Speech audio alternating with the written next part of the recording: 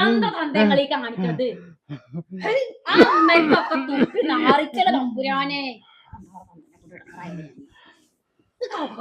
തുപ്പിക്കുഴയല്ലേ wash base കണക്കിട്ടുള്ളത്.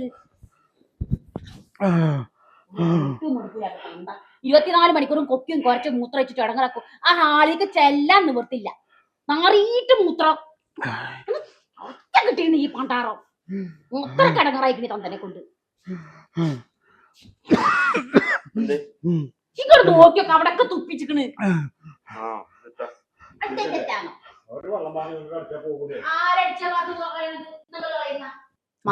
ഇവിടെ സാധാരണ അടിച്ചാലും തുടക്കലും കഴുകലൊന്നുമില്ല. കൂടുതൽ പറയിക്കേട്ടാ തുപ്പി ഇറങ്ങണ്ട. അതിനുള്ള വലിയ ഇതാണ്. അനക്കൊരു ജലദോഷം കുടിച്ചിങ്ങാണ്ട് കഫണ്ടായ അജ്ജ് വരക്കാനും തുപ്പലൊന്നുമില്ലേ? എനിക്ക് ജലദോഷം വന്ന ഞാൻ കുറച്ച് തുപ്പണതേ വാഷ് ബേസിലാണ്, അല്ലെങ്കിൽ ആ വളപ്പിൽ പോയിട്ട്, അല്ലാണ്ട് ഈ മരത്തല്ല. നിങ്ങളൊന്നാ ഹാളിക്കൊന്നിട്ട് പോയി നോക്കിയക്കണി. ആ ബാത്റൂം നാറിയിട്ട് നിക്കാൻ നിവർത്തില്ല. ആ കുട്ടികൾ ചോറിനുമ്പോ നീച്ചു പോവുക അവിടുന്ന്. അതിന് കുറച്ച് വെള്ളം ഒഴിച്ചൂടെ? എനിക്ക് പറ്റില്ലെങ്കിൽ ആ ഫ്ലഷ് ഒന്ന് ഇപ്പം മറന്നിക്കണെങ്കിൽ ആ ഫ്ലഷ് ഒന്ന് അടിക്കാൻ എനിക്ക് വെക്കൂലേ? നിങ്ങളുടെ തന്തക്ക് ഈ മറവി ഇതൊക്കെ തന്നെ ഉള്ളൂ.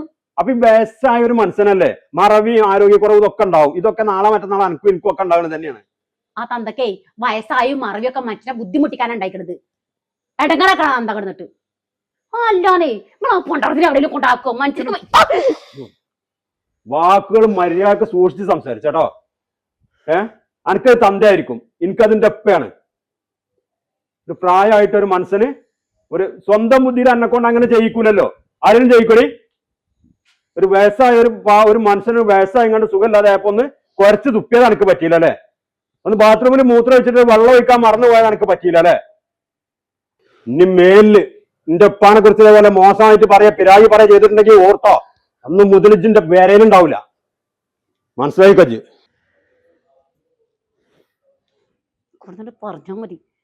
മനുഷ്യനൊരു കപ്പ് വെള്ളത്തിന് ഉപകാരമില്ല, പ്രസംഗിക്കാൻ മാത്രം മുന്നിലുണ്ട്. എന്നാ വാപ്പാനെ നോക്കുവോ? ഇത് ഈ തണ്ടൽ വേള ഞാൻ തന്നെ ചെയ്യണ എല്ലാം.